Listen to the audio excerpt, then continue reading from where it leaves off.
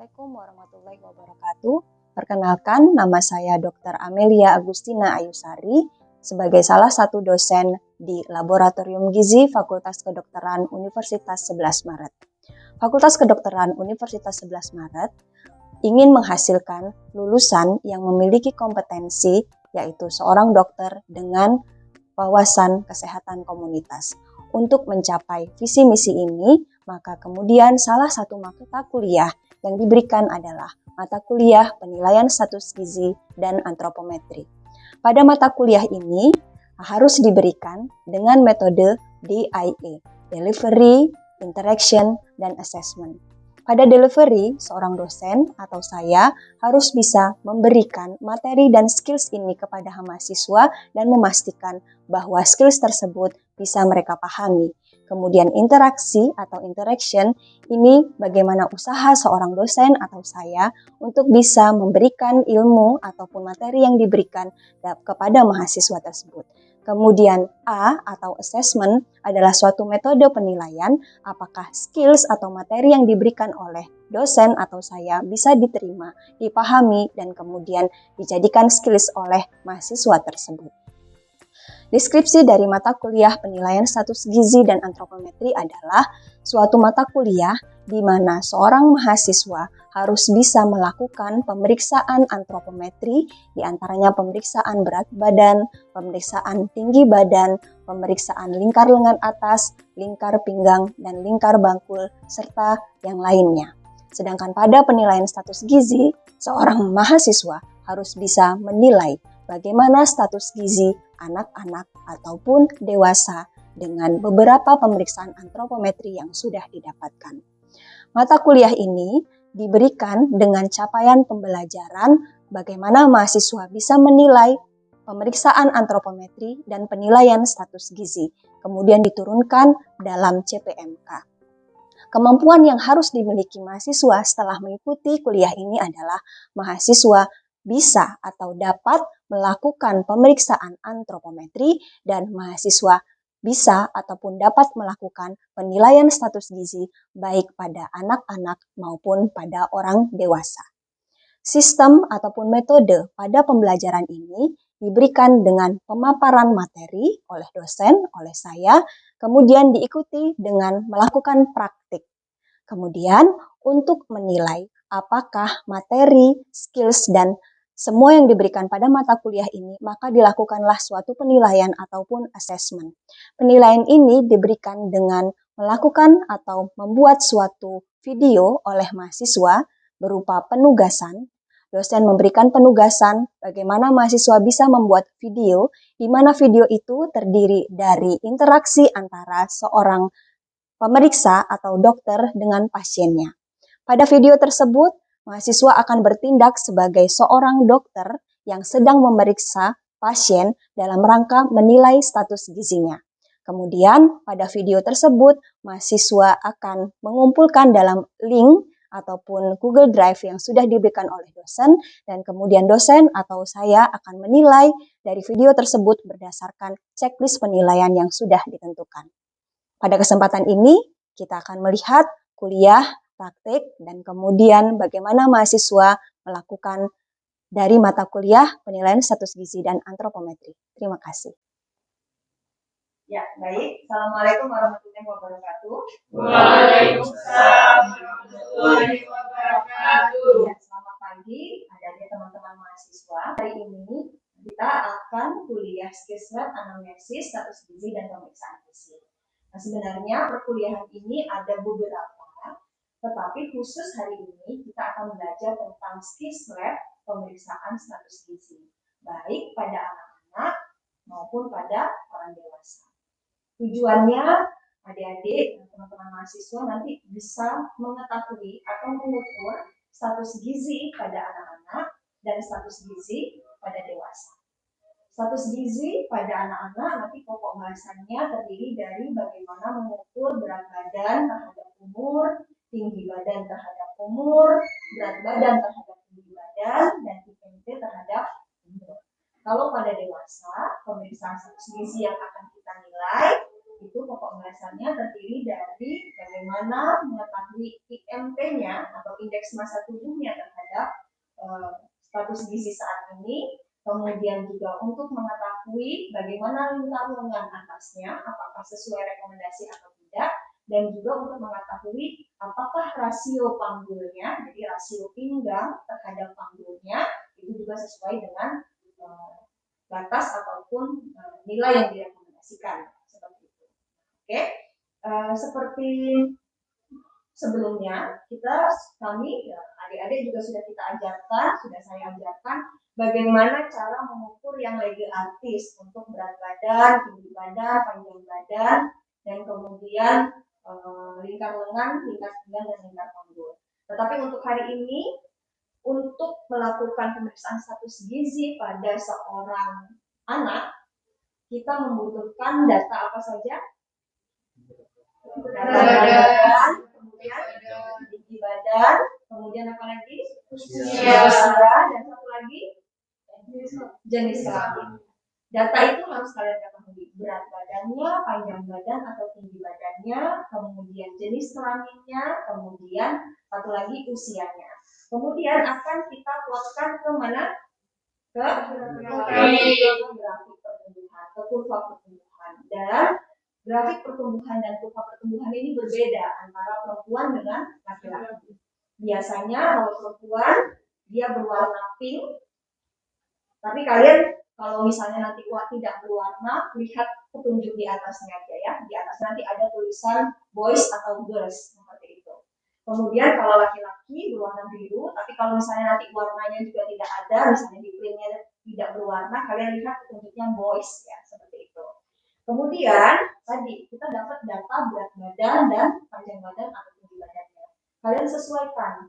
Misalnya mau menilai berat badannya terhadap umurnya, berarti dicari grafik berat badan terhadap umurnya. Nah, karena umurnya ini juga berbeda-beda ya, grafiknya, jadi kalian harus lihat betul apakah grafik ini memang untuk usianya.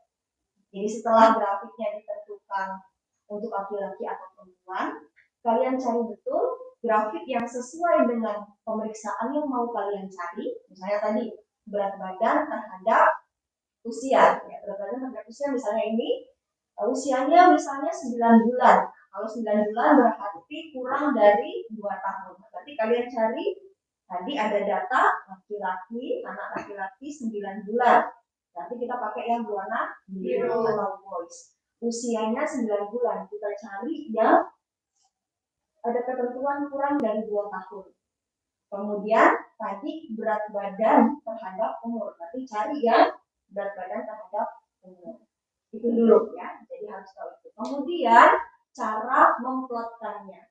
Nah, sebelumnya kalian harus mengenali dulu. Grafik ini ada yang namanya garis Z-score. Garis Z-score itu ada dari rentang -3, -2, -1, 0, -1, 2, dan 3. Tapi ada juga yang tampilannya hanya langsung -3, -2, 0, 2, dan 3. Ada yang seperti itu. Apa fungsinya? Fungsinya adalah pada saat Anda semua, adik-adik semua punya data tadi, berat badan tadi, diplotkan di grafik ini. Misalnya berat badannya berapa? 9 misalnya ya. Kita lihat 9, misalnya dia berat badan terhadap umur. Yang garis Y ini itu untuk nilai berat badannya. Nanti bisa sambil dilihat di modul yang sudah saya bagikan ya. Di sini adalah untuk sumbu Y ini adalah untuk berat badannya. Sumbu X untuk tinggi badannya. Usianya. Karena kita tadi kan berat badan terhadap usia atau terhadap umur. Kita lihat tadi beratnya 9 kilogram misalnya begitu ya. Kemudian usianya 9 bulan. Kita tarik ini, kita tarik 9 bulan. Ya, dia tepat di garis berwarna hijau atau Z-score 0. Kita interpretasikan, kalau dia di Z-score-nya di 0, berarti nilainya apa? Ya. Berarti anak tadi, seorang anak laki-laki 9 bulan, kemudian dengan berat badan 9 kilogram, untuk Z-score dari grafik berat badan terhadap umur dia normal. Tetapi kalau pada anak-anak kalian menilai status gizinya tidak boleh hanya satu grafik. Jadi harus paling tidak minimal 3 grafik. Karena sebenarnya kan ada 4. Apa saja tadi? Berat badan umur, tinggi badan terhadap umur, berat badan terhadap tinggi badan, dan IMT minimal harus 3. Jadi kalau misalnya ada anak bayi gitu datang seperti itu dibawa oleh orang tuanya, sebenarnya yang paling ideal yang diukur itu minimal 3 grafik tadi, 3 pengukuran. Gitu ya. Itu untuk yang pada anak-anak. Kemudian kalau pada yang dewasa, kita tidak memerlukan grafik. Kalau pada dewasa apa saja tadi? IMT itu kepanjangan apa? Indeks massa tubuh. Bagaimana cara menghitungnya? Salah satu ada yang menunjukkan. Viva coba. Kamu deh. Iya, bagaimana cara mengukur IMT? Berat badan dibagi tinggi badan kuadrat.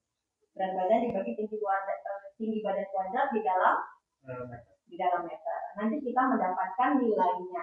Nah sekarang kalau misalnya sudah diukur nilainya itu ada klasifikasinya. Ada yang ingat nggak?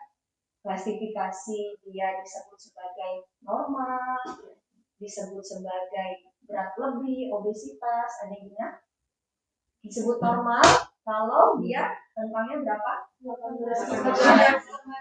Sampai 22,9. Itu yang kriteria mana? Asia Pasifik. Asia Pasifik. Ya, kalau yang kriteria WHO atau DEPES dibilang normal kalau 18,5 sampai 24,9.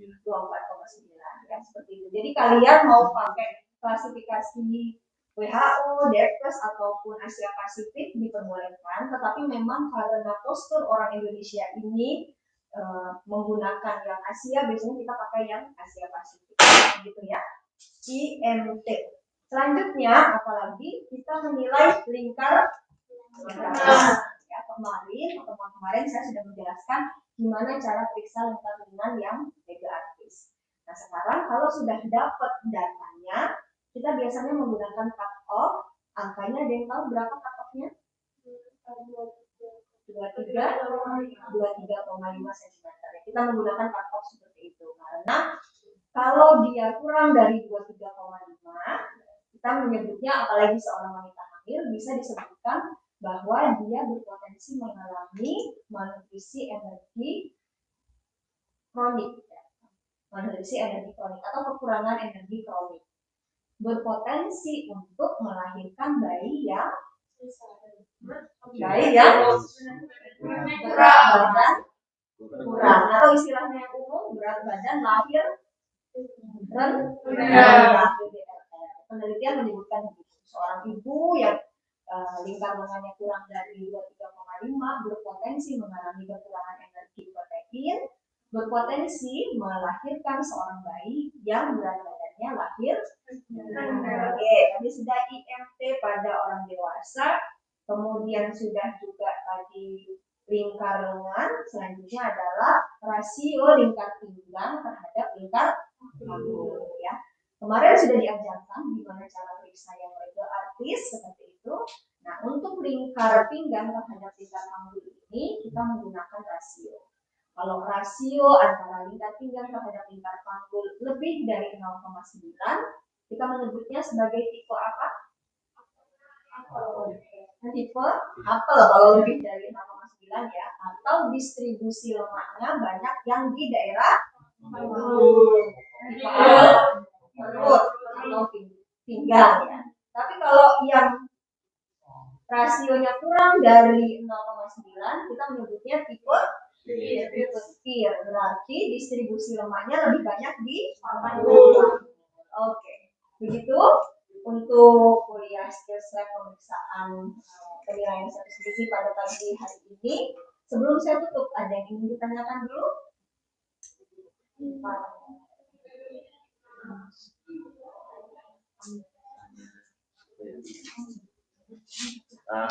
Silakan. Itu kan IMT sumbernya banyak. Itu kita boleh pakai apa aja? Oke, terima kasih pertanyaannya. Jadi IMT benar ya, banyak klasifikasinya.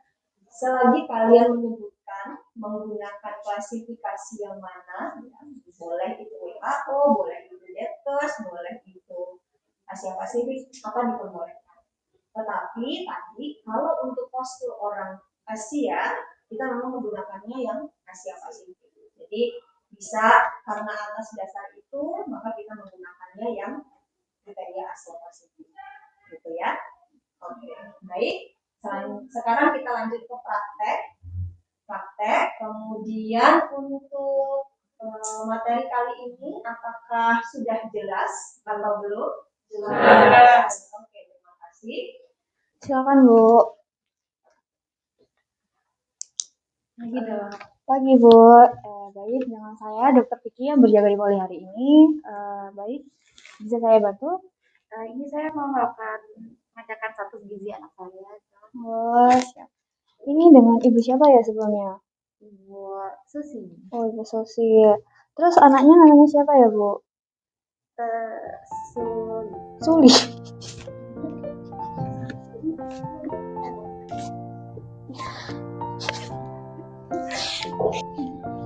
Baik Bu, usianya berapa ya Bu? 9 bulan. Terus BB-nya berapa ya Bu? BB-nya 7 kilo. Ya, terus sebelumnya udah diukur kan Bu? Berapa? 73 cm ya Bu tingginya. Baik, ini kan saya menilai status gizinya. Nah, itu salah satunya melihat berat badannya sama tinggi badannya kan Bu. Nah, ini anak Ibu kan perempuan, jadi pakainya yang ini ya Bu, bendelnya warna merah ini. Terus ini kan berat badannya Ibu 7 kilo. 7, terus tinggi anak Ibu 73, jadi 7.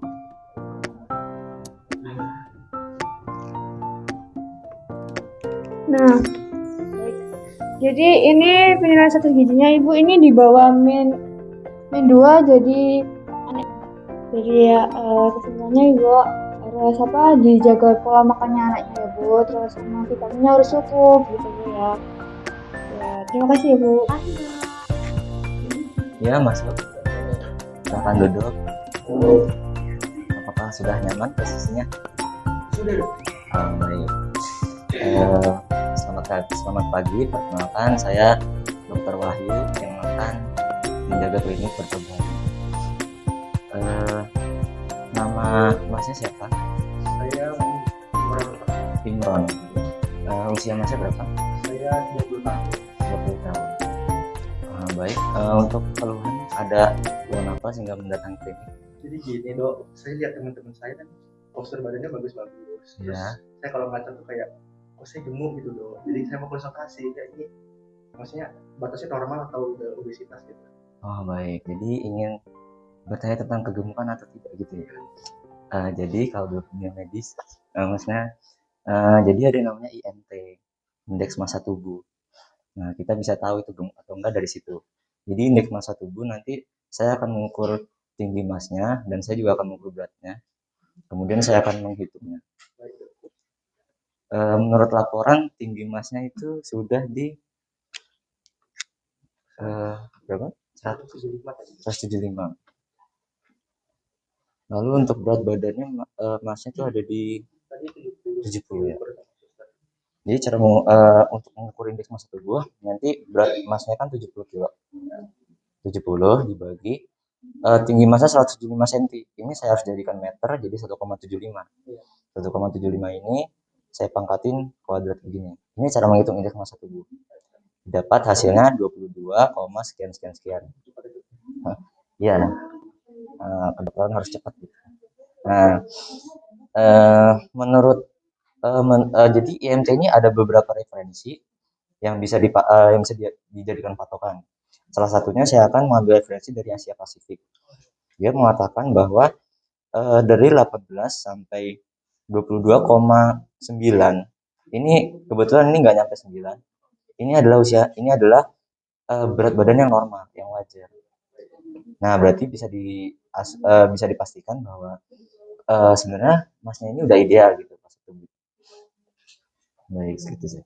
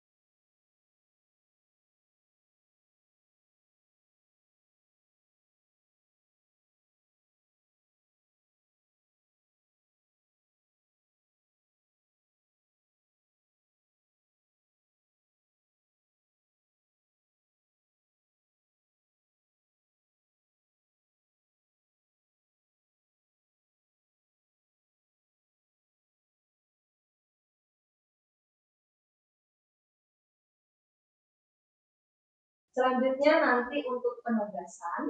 Jadi tadi kita sudah praktek kalian berdasarkan skenario yang ada, sudah melakukan pemeriksaan ya seperti itu. Maka selanjutnya ada penugasan. Kalian berpasangan, temannya nanti berpasangan, ada yang menjadi dokter dan kemudian ada yang menjadi pasien. Boleh menggunakan alat-alat dari Swiss Lab. Jadi nanti kalau skenario-nya membawa anak, boleh bawa anak seperti itu. Dibuat video itu sesuai dengan skenario-nya. Nah, kalian berbuat seolah-olah dokter dan pasien saat melakukan pemeriksaan status gizi sesuai dengan skenario. Setelah dibuat dengan durasi 8 menit masing-masing skenario, nanti pembagiannya boleh dibagi oleh ketua kelompok ya. Kemudian setelah selesai, saya kasih waktu 1 minggu, dikumpulkan di link Google Drive, nanti saya akan koreksi. Itu sebagai penilaian saya, apakah skills hari ini sudah tercapai atau belum kompetensinya oleh adik-adik semua. Begitu, terima kasih. Assalamualaikum warahmatullahi wabarakatuh.